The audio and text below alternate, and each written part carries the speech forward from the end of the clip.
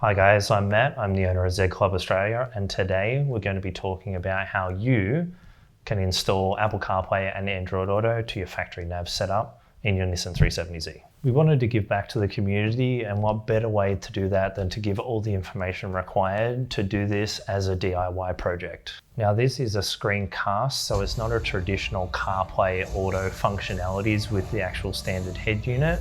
So you will lose some touchscreen functionalities. This setup applies to 2009 Nissan 370z until current models. Coincidentally, this also carries across to the Infiniti Skyline range, which includes the V and G series. Before we get started, please ensure you head over to zclub.com.au to ensure that you have the latest version of the PDF. This will include every item that you need to pre-purchase before starting this installation.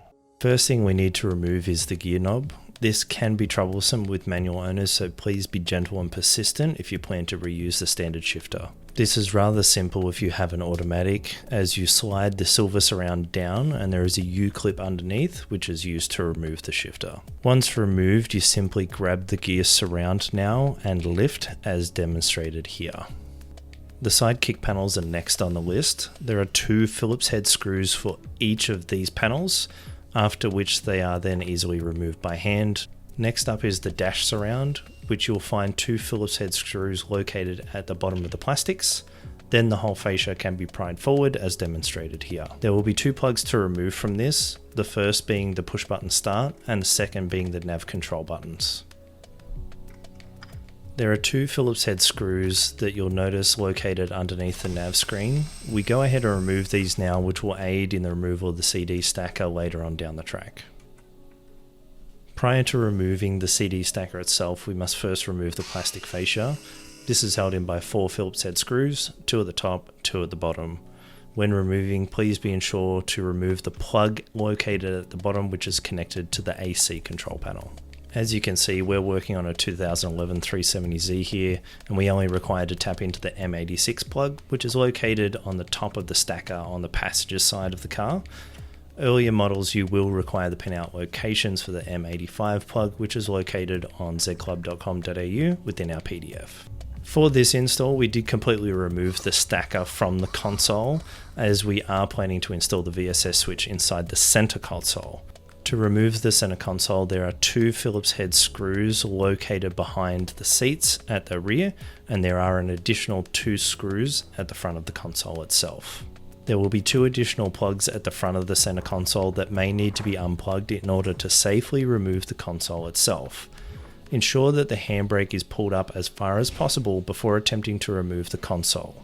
Also ensure that as you raise the console, you unplug the heated seats, the RCA, and any USB plugs from the console itself.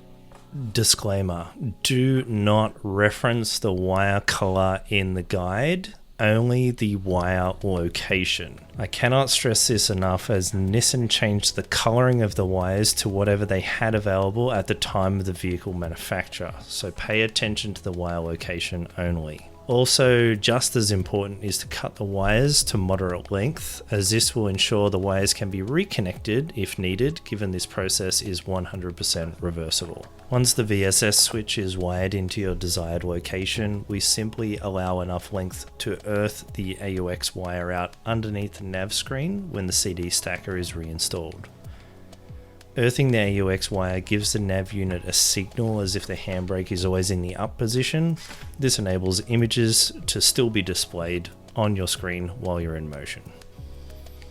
Prior to reassembling everything, we recommend testing the Chromecast or splitter cable to make sure that it's working correctly on the AUX channel on the sat-nav unit. Then simply repeat the previous steps in reverse to reinstall all the console and components. For this installation, we have the Chromecast and all the cabling located inside the center console. We know that there is limited space already in the Z, so this can be installed under the console itself, as long as there is a hole big enough to feed the wires through to plug into the RCA cables and the USB charging dock. We'll leave this up to you and your own personal preference. Here we are displaying the CarPlay screencasts, where the splitter is connected via the HDMI cable rather than the Chromecast itself.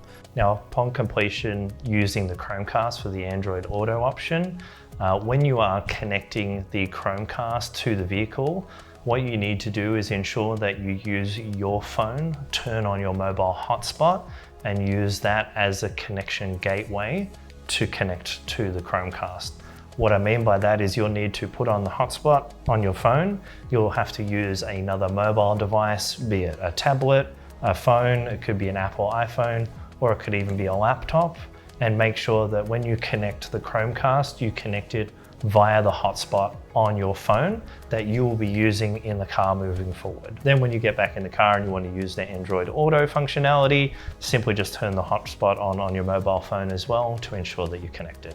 We hope that this video has been helpful and complements the PDF guide. If you have any questions, feel free to leave them in the comments, jump on over to our Facebook community or hit us up on Instagram.